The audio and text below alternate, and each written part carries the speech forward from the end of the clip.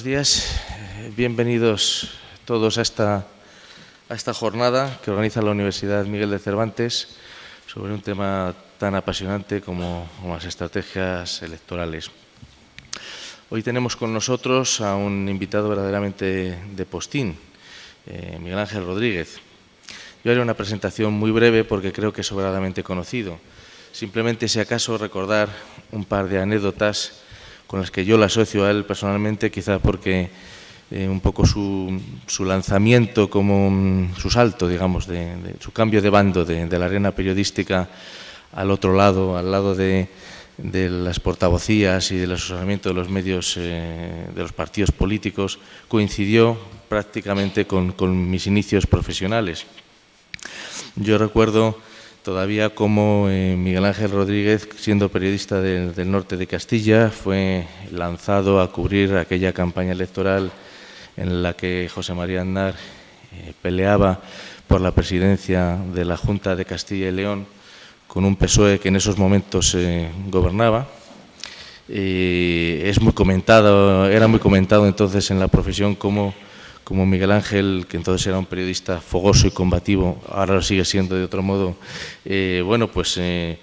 fue seducido de alguna manera por un personaje como José María Aznar, que no encajaba en los estereotipos de lo que entonces se consideraba como un político de derechas, y de aquella situación que debió ser mutua, puesto que José María Aznar también contó con él en cuanto tuvo ocasión como primer portavoz de su gobierno. Pues nació una entente que yo tengo la sospecha de que ha cambiado muchas cosas en el panorama político de este país. Creo que Aznar es responsable de ese cambio de imagen de los partidos de derecha, de ese cambio desde la idea de la derecha fraga a la idea de la derecha europea, más moderna, que podamos tener ahora. Pero yo creo que también hay una parte muy importante en ese cambio, la parte que siempre corresponde a los que se ocupan de la comunicación, que tiene la importancia que tiene, pero que tampoco hay que menosvalorar, que creo que le corresponde a Miguel Ángel Rodríguez. Miguel Ángel Rodríguez fue el hombre que modernizó también las estructuras de comunicación del Partido Popular. Gracias a él también quizás se dio un nuevo impulso a las estructuras de comunicación política en general, en el conjunto del país. Y pues es un hombre que lo sabe todo sobre todas estas cuestiones y del que estoy seguro que podremos aprender hoy una inmensidad. Muchas gracias por estar con nosotros, Miguel Ángel. Pues nada, gracias a vosotros por invitarme. No sé si esto lo he dado al revés o a la derecha. On. Ah. Hace frío en esta mi tierra, ¿eh? Estamos en otoño. El otro día escuché a Arguiñano un chiste que decía: en otoño hay que tener cuidado, que es cuando se abre la castaña y crece el nabo. Y yo pensaba, y el frío que hace en mi tierra. Si os parece, os cuento un poquito y, sobre todo, respondo a vuestras preguntas, que seguro que tenéis alguna. Yo de esto de política sé poco, aunque de mirar algo he aprendido. Como dice Vidal, cubrí la campaña electoral como periodista de José María Aznar, que fue presidente de Castilla y León. Sois tan jóvenes que yo creo que no tenéis conciencia de esta parte. Fui portavoz de la Junta de Castilla y León, después director de comunicación del Partido Popular, secretario de Estado y portavoz del Gobierno. Fueron 12 años apasionantes de mi vida. No los cambio. Es verdad que eso te deja una cosa aquí puesta en la frente que ya hace difícil volver a la profesión periodística como tal. Así que ahora ando dando gritos por las televisiones y ponen debajo analista político, cosa que me divierte mucho. ¿Qué es la política? Son ideas. ¿Qué es un candidato? Alguien que tiene ideas y que pide que le voten por sus ideas. Y sin ideas no hay candidato y no hay política. Este es el mensaje básico que os quiero transmitir a la hora de pensar en una campaña electoral. Lo primero, las ideas. Es imposible hacer una campaña electoral basada en la nadería. El ciudadano rechaza a aquellos políticos que no tienen nada que decir. Luego puede ocurrir que de las ideas que tienes sea mejor subrayar, enfatizar aquellas más fáciles de comprender por el electorado, no las más importantes. Eso sí que es un diseño de campaña. Pero sin ideas no hay política. Vivimos en un mundo en el que cada vez más la telecracia, las nuevas tecnologías, están desdibujando lo que es la política. Parece que se hace más importante el ruido que la idea. Quizá alguno haya visto un resultado a corto plazo con esa estrategia, pero a mi juicio se está denigrando la política. Y la política es muy importante. Lo menos importante de la política es los gritos que damos por las teles, la pelea. Lo más importante de la política es que todo lo que nos rodea es política. El precio del pan, el precio de la gasolina, las tasas universitarias, si hay o no autobuses, todo es política. Por eso todo tiene que ser debatido desde el ámbito político. Al final del final, independientemente de las etiquetas de los partidos políticos, todos los políticos que yo conozco, o en un 99,999% del partido que sean, se levantan por la mañana pensando cómo mejorar su sociedad. Y como no hay un manual en el que se diga qué hay que hacer para mejorar la sociedad, cada cual rellena su folio en blanco. Y hay propuestas acertadas y hay propuestas que después resultan no acertadas. Pero cuando se hace con nobleza, eso es política. Política defiende los principios por encima de los intereses. Eso es nobleza. Cuando los intereses están encima de los principios, ya no es política. Por eso, a la hora de preparar una campaña electoral, y si alguno tenéis vocación política, os animo a entrar en política, no os dé miedo ni vergüenza del partido que decidáis, de vuestras ideas, defendedlas. Si preparáis una campaña electoral, primero pensad qué es lo que queréis transmitir y que eso sea noble. Y después se ponen los medios. Pero sin ideas no hay campaña. Es evidente que el candidato, la candidata, tiene que transmitir a la sociedad cuáles son sus ideas. Para eso son básicos los medios de comunicación. El medio de comunicación es el intermediario entre el político y la sociedad. Un minuto sobre los medios de comunicación en este momento del siglo XXI. Mi preocupación es que el medio de comunicación, la empresa de los medios de comunicación, sabe que ya no tiene lectores, ni oyentes, ni espectadores. Tiene partidarios. Por eso la realidad ya no se cuenta del mismo modo en ninguna cadena de televisión o en ningún periódico. Hace años, cuando yo me dedicaba a esto, había matices. Ahora hay brochazos. porque la cadena de televisión quiere muchos partidarios para tener ahí a mucha gente y venderles publicidad. Los nuevos medios, Internet, la telefonía móvil, no permiten transmitir mensajes con matices.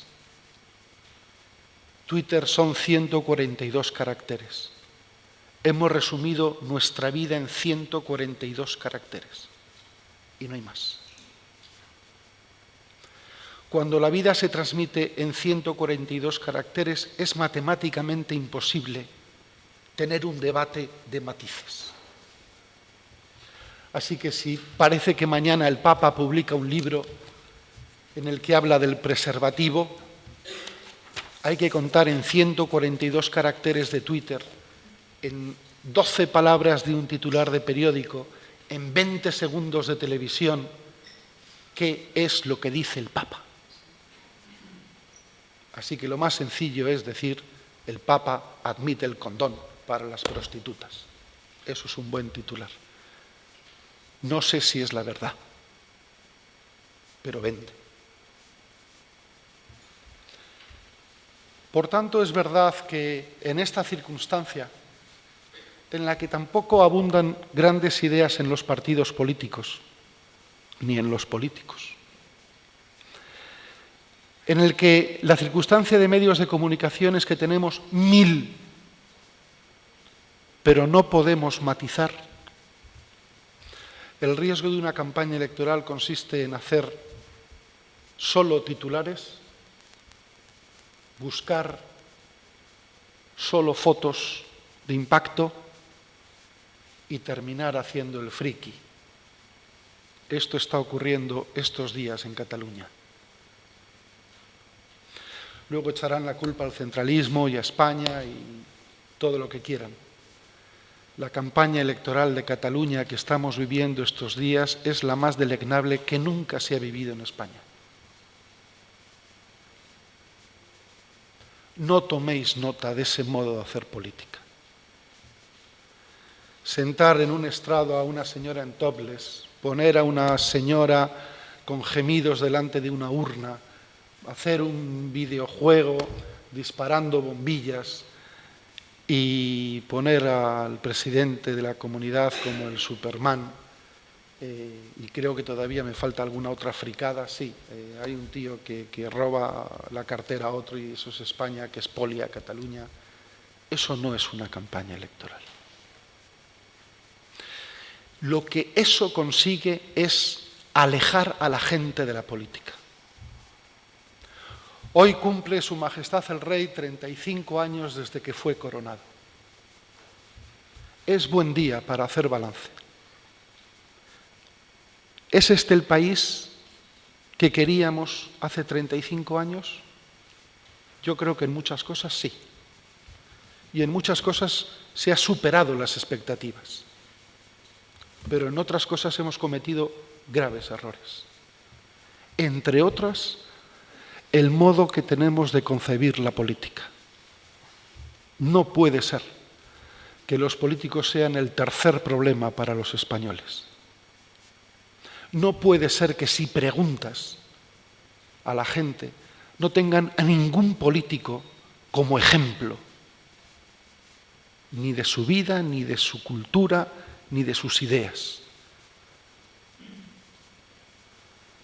La campaña electoral ha de prepararse con ideas.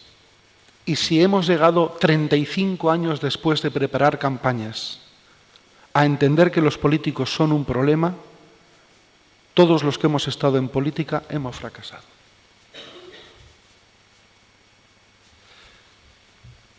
Ideas, medios de comunicación y la sociedad. Todo esto se prepara para la sociedad. Se ha llegado a pensar que la sociedad es un mero votante. Hay que cumplir con ellos ese trámite molesto, que además cuesta un montón de dinero, que consiste en hacerles llegar a la urna.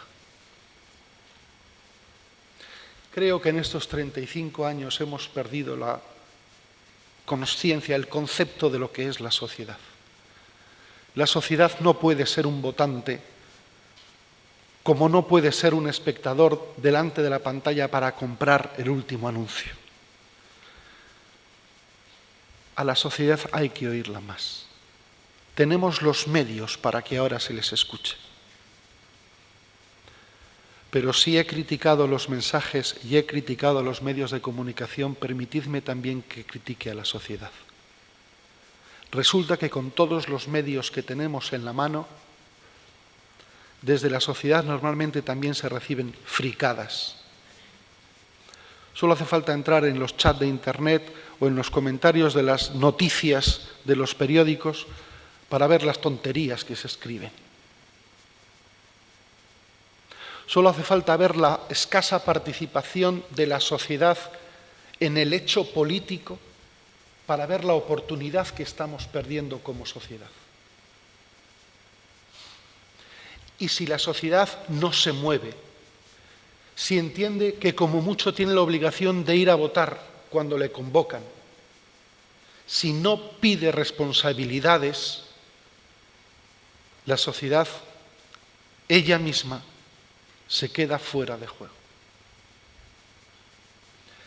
En democracia no es tan importante qué prometen los políticos, sino sus hechos, qué hacen.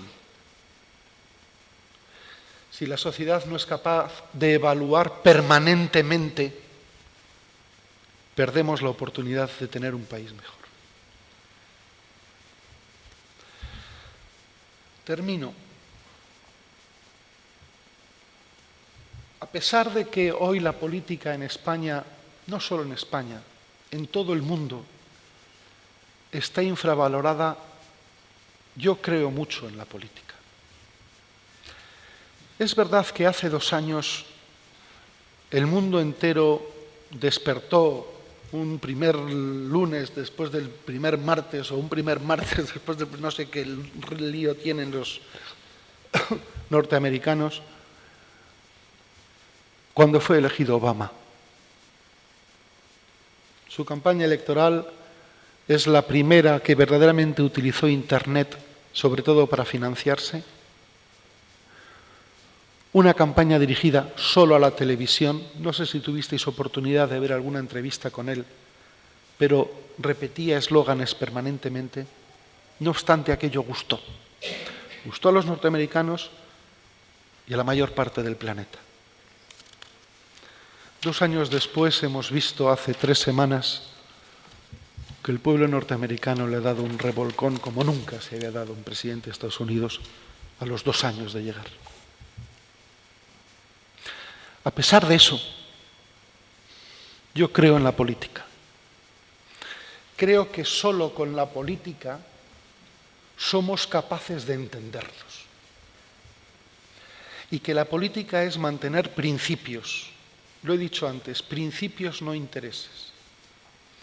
Pero también saber llegar a acuerdos. Me gustaría que esos acuerdos se hicieran públicos. No es que yo esté criticando el acuerdo del Partido Socialista con el Partido Nacionalista Vasco porque hayan llegado a un acuerdo. Hay que llegar a acuerdos. Lo que critico es que no lo han hecho público. Y eso es antidemócrata. Hoy no sabemos lo que PSOE y PNV han firmado para mantener en el poder a Zapatero. Y eso es antidemócrata. Pero creo en la política. Una campaña electoral es solo uno de los eslabones de la gran cadena que es trabajar en política, haciendo ejercicio de gobierno y de oposición.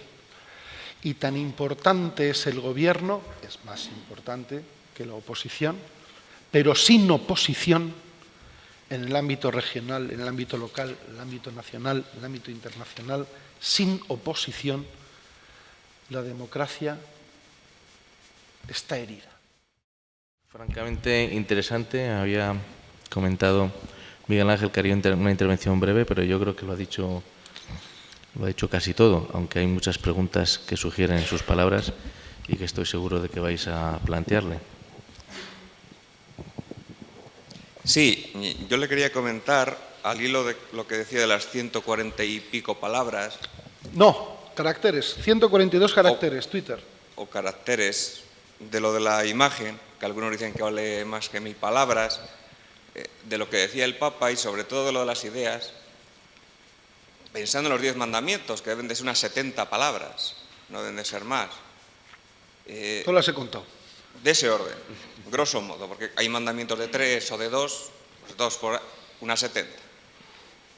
Y yendo sobre todo a las ideas, el problema no radicará no tanto en las fotos o en la limitación de palabras como en la falta quizás de ingenio, de audacia, de un poco de valentía y de capacidad, tanto en la sociedad como en los políticos, que al final son reflejo de la sociedad en la que funcionan, ¿no? No hemos alcanzado una sociedad, digamos, un poco de medianía, en la cual todos sabemos más o menos leer y escribir, pero nos falta, digamos, ese siglo de las luces, ese siglo de oro, que realmente, a lo mejor con 5 palabras, resuelva lo que hay que resolver, pero no tenemos quien las encuentre. Sí, sí, yo creo que esto va por ahí. La falta de excelencia. Saliéndome un poco de la política, yo creo que en este siglo XXI en Occidente, aunque estamos asistiendo a una suerte de caída de nuestra hegemonía en favor de Asia, y esta crisis que estamos viviendo no es solo una crisis económica, sino una crisis de muchas cosas. La diferencia en la sociedad ya no es entre ricos y pobres, sino entre gente culta e inculta. Y creo que esto va por ahí.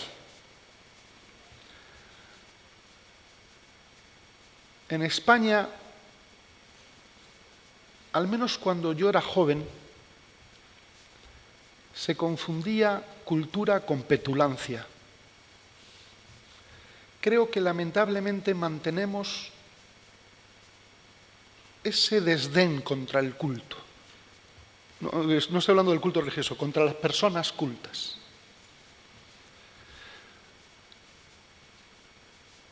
Fuera de España no es así. Si hoy cumple el rey 35 años como jefe de Estado, una de las cosas que tenemos que mirarnos los españoles es esa.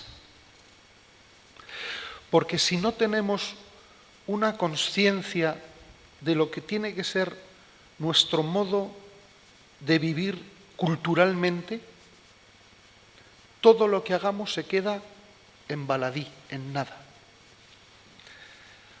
A veces tienen razón los programadores de televisión cuando dicen, oiga, es que yo pongo eso porque eso es lo que ve la gente. Es verdad. Lo que pasa es que usted no estaría autorizado a ponerlo en abierto. ¿Vale? Eso es otra cuestión. Pero mientras la ley se lo permita, dice, si es que yo pongo a unos señores que están bajo un edredón emitiendo gemidos y moviendo el edredón y la gente lo mira. Y además lo comenta sin tener ninguna vergüenza. Tenemos que examinar nuestra cultura, pero mucho más tenemos que examinar nuestro ambiente político. Yo creo que está muy bien que el político vaya de colegui, pero hemos sobrepasado el límite de lo bajo de tal manera que ya el político no es una persona a quien haya que respetar. Un cargo político no es alguien a quien haya que respetar porque es un señor que manda. Es un señor al que le han puesto. Y ahí tenemos mucho camino que recorrer en la política, en todos los partidos políticos y en todas las administraciones. Hemos pasado en 35 años de un sistema en el que había gobernadores civiles, por decirlo así, y mandaban, a un sistema en el que yo no sé si ya manda alguien.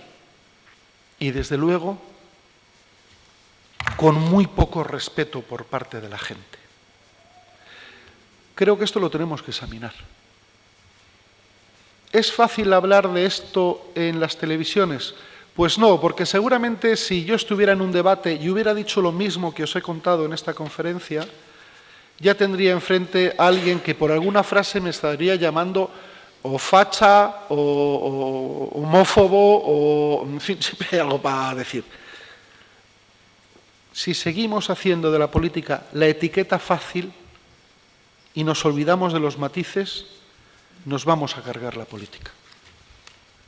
Y si Joan Laporta, teniendo una señora que hace topless, consigue un escaño, tengo que decir que el pueblo catalán se ha vuelto loco. La que le quiero hacer es, ¿por qué no cuenta esto en la Noria? O sea, Pues porque no se puede. Pero, ¿por qué no se puede? O sea, sí, no venden o no sé qué, no sé cuál, pero... Pues porque el modo de... La verdad es que es distinto expresarte en un libro, expresarte en un artículo, expresarte en una conferencia en una universidad o ir a un programa de televisión de batalla. Algunas de estas cosas sí que he explicado a veces. En los 45 segundos que te dejan antes de lanzarse a la yugular. Pero no creo que sean cosas para debatir por la tele. Porque creo que la política, vale, se retransmite por la tele. Pero la política se hace en estos ámbitos. Aquí es donde se puede reflexionar. Porque aquí es donde se tiene el dato desde qué es lo que pensaba Platón, si viene al caso, hasta qué es lo último que ha dicho John Kerry. Por eso os he dicho que la política es todo y hay que hablar de política, hay que debatir. Cuando se proponen debates en las universidades normalmente sale, pues debatimos sobre la pena de muerte, los toros, si hay que legalizar o no la marihuana. Son los debates que normalmente salen. Entonces se ponen dos, se dan gritas, como en la Noria. Que no, que tenemos que hablar de más cosas. Tenemos que hablar si nuestro mundo cultural que estábamos hablando antes es el apropiado. Recuerdo el año pasado cuando vine por aquí, solo me importan los estudiantes, dije que sepan inglés e informática. Sigo pensando que en inglés e en informática estamos fatal en España. Y hay que hablar de cosas muy grandes, como esto de la cultura, y hay que hablar de cosas pequeñas. ¿En qué tenemos que gastar ¿en qué tenemos que gastar el dinero municipal? ¿En que haya polideportivos gratis o que haya más transporte público? Eso también es política. Pero si no debatimos sobre eso, si no nos ponemos en la situación de decidir, yo tengo 100 euros, ¿en qué los gasto? ¿En que haya guarderías para los niños o en que haya más transporte público? Amigo mío, tienes que tomar una decisión. ¿Por qué hay 100 euros? Y no vale para todo. Eso es política. Tomar una decisión que puedes acertar o equivocarte. Sabiendo que si decides, lo dedico a las guarderías, los que necesitan el transporte público se te echan encima. Y si lo dedicas al transporte público, los de las guarderías te van a decir qué poca sensibilidad con la familia. Pero eso es política. Por eso creo que estos debates no hay que tenerlos solo por la tele, sino hay que tenerlos y hay que aprender a pensar en lo que tiene que hacer un gobernante, que es elegir. Creo que era Ortega y Gasset el que decía, política es elegir y una buena política es elegir bien. No te he contestado nada a tu pregunta, pero me he soltado un rollo de nariz. A mí sí me gustaría, si me permitís una introducción al ciclo normal de intervenciones, al hilo de esto, hacerle dos preguntas o dos reflexiones a Miguel Ángel. Me parece de sumo interés este planteamiento de la política, son ideas. Es una idea sencilla, directa, aparentemente simple, pero coño lo que hay detrás de esa afirmación, ¿no? ¿Realmente tenemos un debate de ideas en este país? ¿Qué idea está transmitiendo Rajoy como oposición? ¿Existe posibilidad de debatir sobre prioridades en un país en el que en cuanto alguien plantea una prioridad y por tanto establece una merma de otras posibilidades, efectivamente todo el mundo se lanza a la yugular y lo que se lleva es, por tanto, prometer todo para todo de todo. Nadie plantea nunca reducir nada, sino es todo y más. ¿Cómo se hace eso? Vamos a ver, el debate político en España está muy deteriorado porque todos nos dedicamos a poner etiquetas enseguida, pero sí que hemos aprendido que el modo de hacer las cosas entre el Partido Popular, el Partido Socialista y globalmente los nacionalistas es distinta. Cuando la mayoría de aquí tenían 4 o 5 años, gobernaba Felipe González. Este era un señor muy importante, estuvo muchos años en el poder. Y que hizo algunas cosas muy bien. Entre otras, la transición del Partido Socialista como partido hegemónico de la izquierda a la normalidad de la democracia.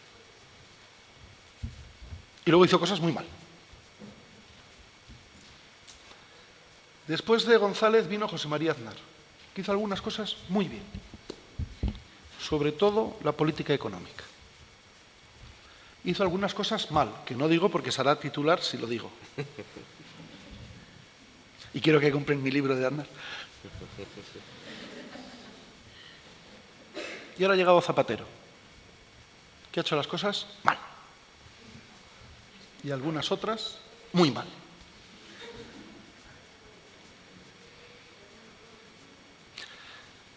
Hoy sabemos cómo son los distintos modos de gobernar de dos partidos políticos, Partido Socialista y Partido Popular, pero también de dos ramas de un mismo partido que es el Partido Socialista.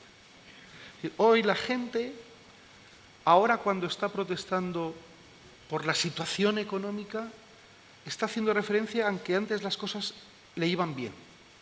Es verdad que entre medias ha habido una crisis, pero la sensación es sí, y también cuando llegó el Partido Popular había otra crisis de la que se salió y se entró en el euro. ¿En qué no se deja debatir?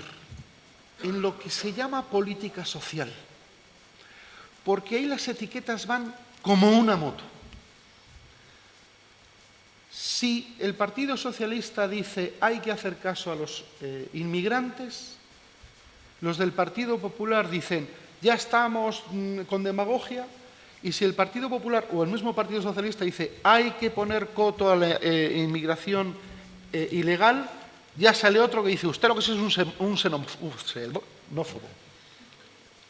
En ese punto, en lo que es el debate social, la inmigración, los matrimonios homosexuales, el aborto, ahora nos van a meter en la eutanasia, ahí no hay un debate sereno, no se puede hacer un debate sereno. Entiendo que la izquierda es ya, después de la caída del muro de Berlín, es de las pocas cosas que le queda para movilizarse. Pero no hay un debate sereno. Con respecto a Rajoy, que preguntabas, hombre, yo, si me conocéis algo, soy un poco más vehemente, ¿vale?, que Rajoy. Pero la estrategia que está manteniendo de voy a decir solo un poquito no le va mal porque el gobierno no está buscando soluciones a los problemas, sino culpables. La estrategia desde hace 6 años de Rodríguez Zapatero fue no busco soluciones a los problemas, busco cómo echar la culpa de estos problemas al Partido Popular. Y esto se ha reactivado ahora con el nombramiento de Pérez Rubalcaba. Personaje que no está ahí para solucionar los problemas, para gestionar un gobierno, sino para enredar. A ver de qué manera se saca de quicio a los de enfrente. Yo no tenía ni idea que en el Valle de los Caídos había misa. No sabía nada.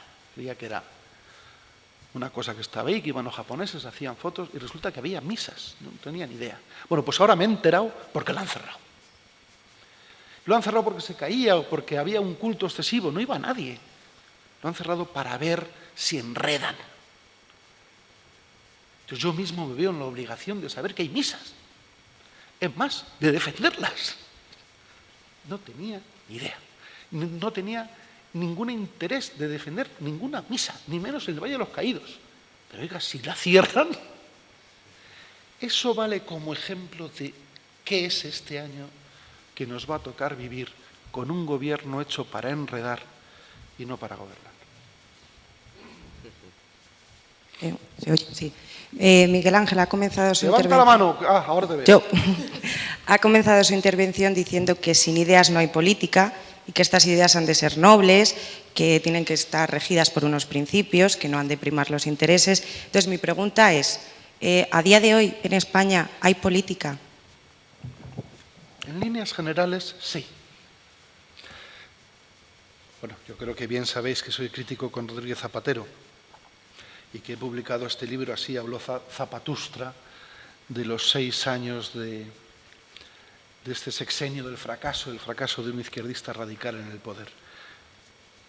No creo que nada lo haya hecho a mala idea. No creo que se haya levantado por la mañana y haya pensado, a ver cómo fastidio a estos que me han votado. Por tanto, se ha regido normalmente por sus principios. Y yo no estoy de acuerdo con sus principios. Pero la política consiste en esto, en que podamos debatirlo. Cuando se ha regido por intereses, lo ha pasado fatal.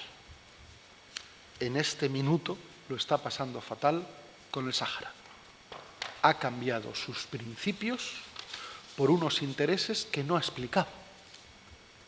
Según la entrevista publicada ayer en El País, es que Marruecos es muy importante, pero eso ya lo sabíamos. No se ha hecho importante de repente. Cuando el Partido Socialista defendía los principios, incluso no de los saharauis, del Frente Polisario, Marruecos tenía la misma importancia. Cuando se cambian los principios por los intereses, tu mismo electorado te rechaza. Por eso creo que la defensa de los principios está por encima de la defensa de los intereses.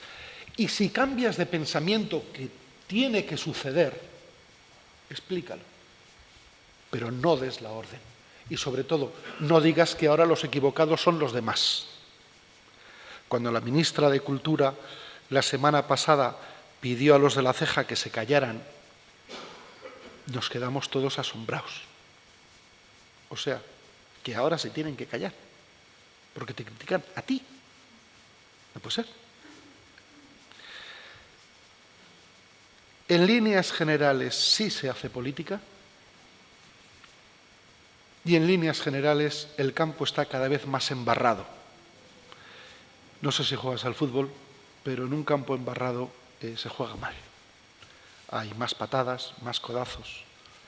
Creo que el campo se va a enmarranar más conforme se acerquen las elecciones de mayo del año que viene. Y luego veremos si el resultado es el que se prevé hoy. Zapatero tendrá que disolver. Si puede sacar la cabeza a algo, el campo estará todavía más embarrado.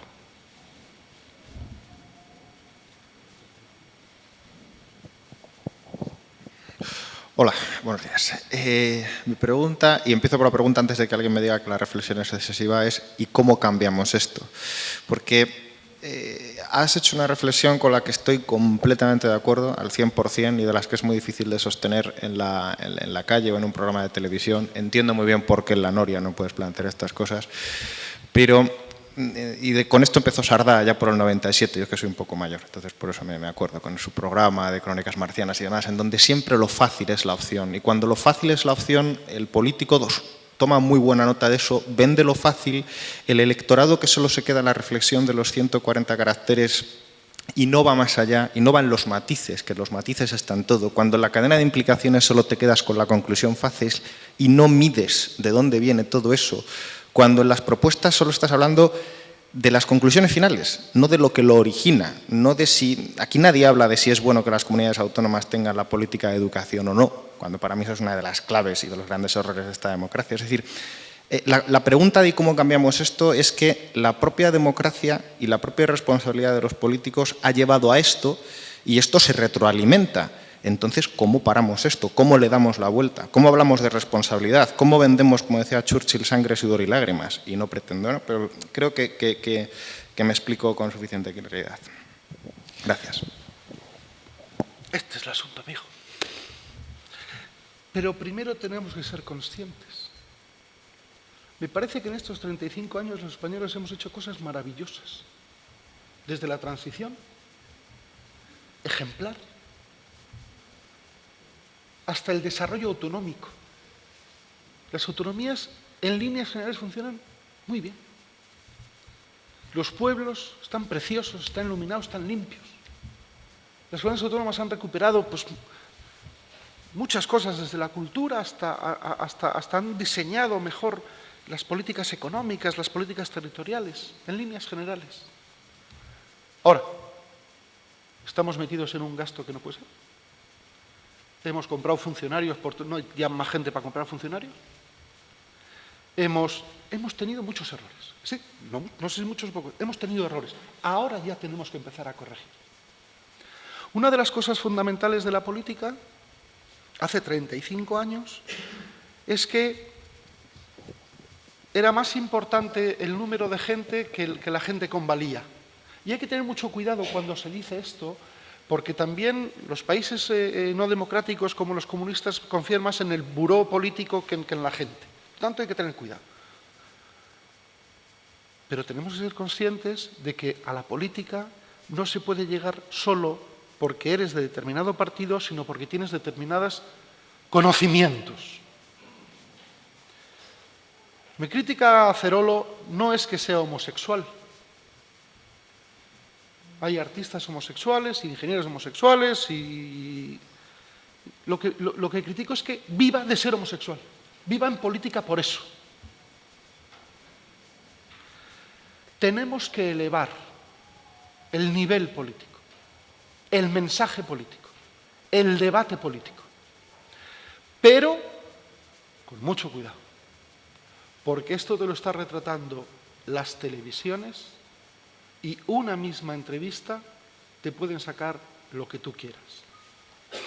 Recientemente tuve una entrevista con alguien que se va convirtiendo en un buen amigo o buen conocido, porque es la segunda vez que me entrevista durante tanto tiempo, que es el follonero.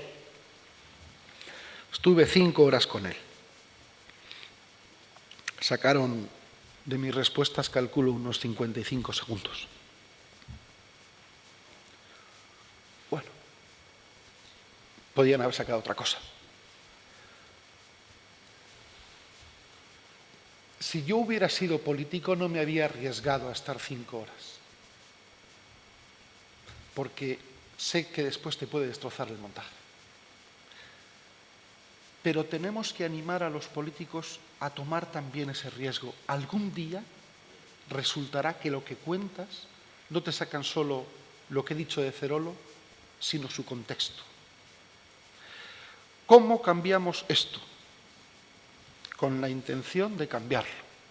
Y si hemos tardado 35 años en llegar hasta aquí, a lo mejor tardamos otros 20 en enderezarlo. Pero tenemos la obligación de enderezarlo, sabiendo que por lo menos el 70% de las cosas que hemos hecho los españoles todos juntos han salido fantásticamente bien. Hoy este es un país maravilloso. En crisis, maravilloso. Gobernado por Zapatero, maravilloso. Ya solo hace falta quitar la crisis de Zapatero. Entonces era mucho más maravilloso.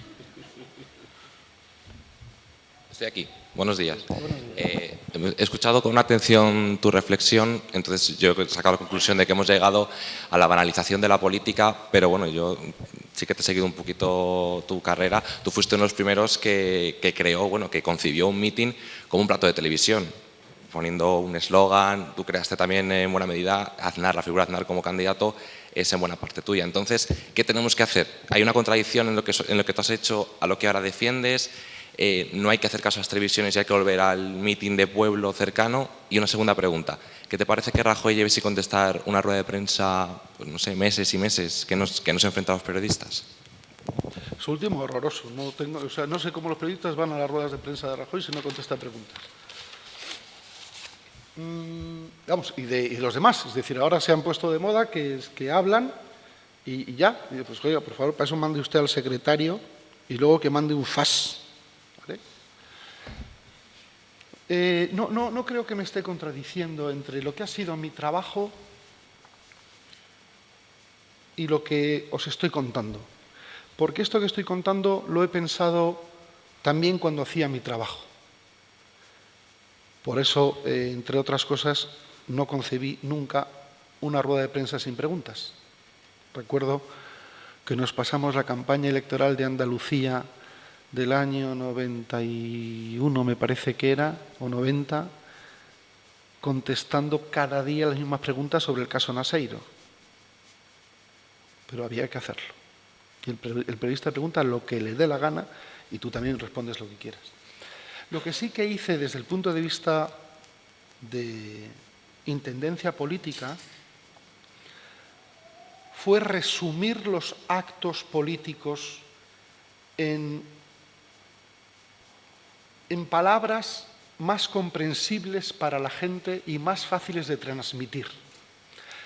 Pero la simplificación de una gran idea no significa la simplificación de la idea. Una cosa es transmitir con dificultad cuál es el sistema impositivo que tenemos que tener, porque no todo el mundo entiende y por tanto tienes que pensar en ello, a decidir que no vamos a hablar del sistema impositivo porque es mejor hablar del partido Barça-Madrid. Mi trabajo durante muchos años en el Partido Popular y también en el Gobierno fue encontrar palabras sencillas para conceptos complicados, pero no suprimir los conceptos complicados. Y de lo que me estoy quejando hoy, de la campaña catalana, es que ya no hay ni conceptos. Ya es mejor no hablar ni de seguridad ciudadana, ni de corrupción, ni de paro, ni de política económica, ni de nada. Vamos a sacar una señora en topless. Creo que eso es mucho bajonazo. En resumen, creo que no me contradigo con lo que hice y con lo que hoy digo.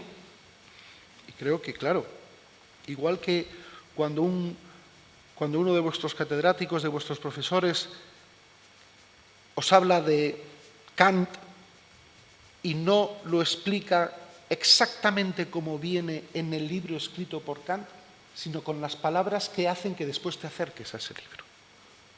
Esa es la divulgación. Pero la divulgación no puede consistir en capar la política y decir, de todas estas cosas, por muy importantes que sean, no se habla. Porque claro, España ya es uno de los muy pocos países en los que no hay ningún debate abierto sobre lo que está pasando hoy mismo con el dólar. Nos cuentan más o menos en qué consiste hoy el rescate de Irlanda. No hay un debate en España sobre qué está pasando en Irlanda y qué nos va a pasar a nosotros. No. Bueno, se ha intentado abrir un debate sobre el Sáhara y ha terminado en que, lo ha dicho el presidente del Gobierno, la situación es complicadísima. Oiga, ¿usted es presidente del Gobierno o qué es? Creo que hay que volver a los grandes conceptos, aunque esos conceptos haya que divulgarlos, pero grandes conceptos, no tonterías.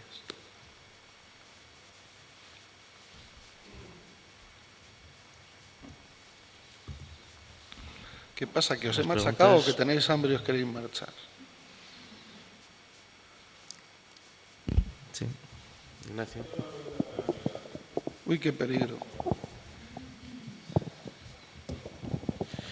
Oiga, perdone, ¿usted es estudiante de esta...?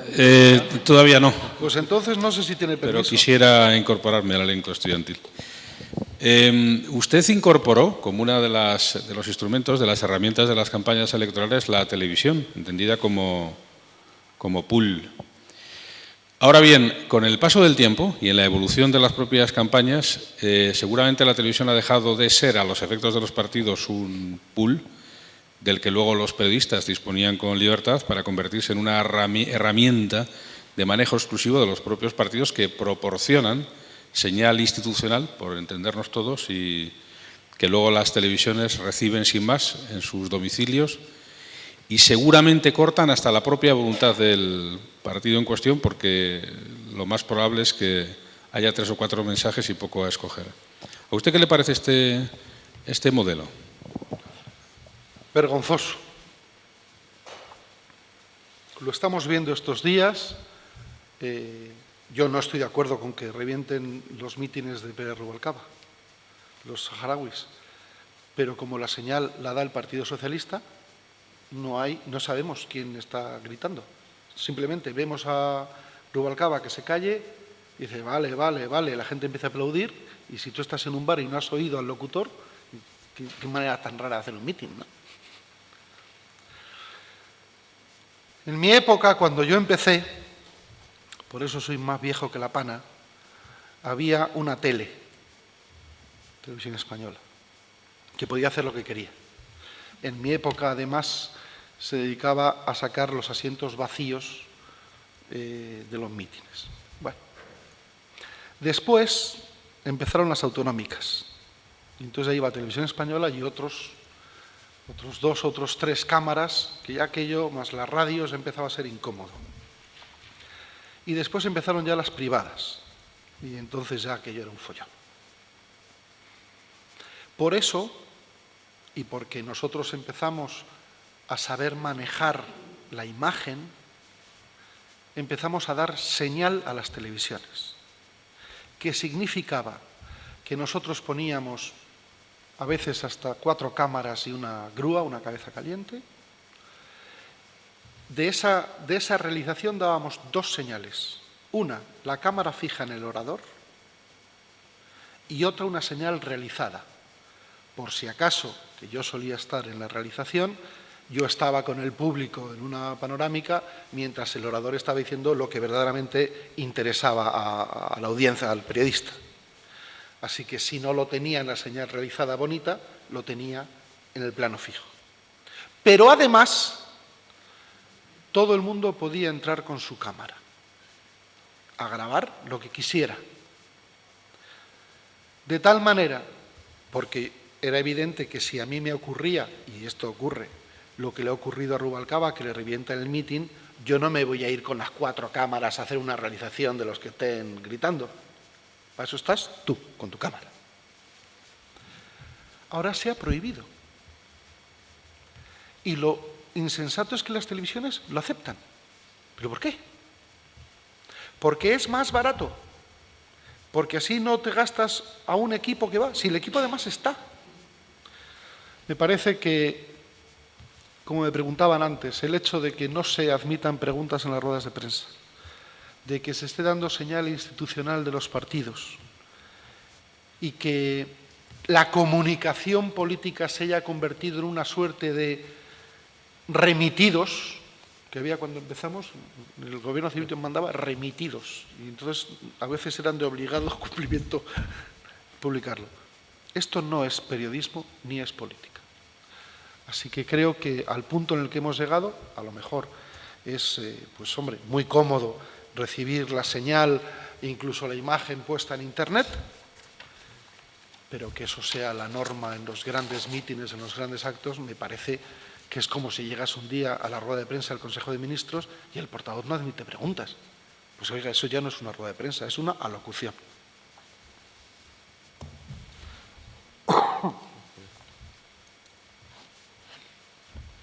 Vidal, que hay hambre. Yo creo que esta gente tendrá que irse a comer. ¿Alguna pregunta más? Bueno, pues la verdad pues es que... dejadme que termine diciéndoos que mejor insisto en algún concepto que os he comentado, pero tenéis la fuerza de la cultura y de la juventud y de la ilusión para que la política no quede en cosa de burócratas adscritos a partidos políticos. La política tiene que estar viva. Si no está viva, las instituciones quedan heridas. Estar viva no significa que siempre que se hable se tenga razón. Aquí te metes la pata cada día. De 100 ideas funcionan 3. Puedes decidir quitar los semáforos en la ciudad porque crees que así va a mejorar el tráfico. Y a lo mejor no. Pero será una idea.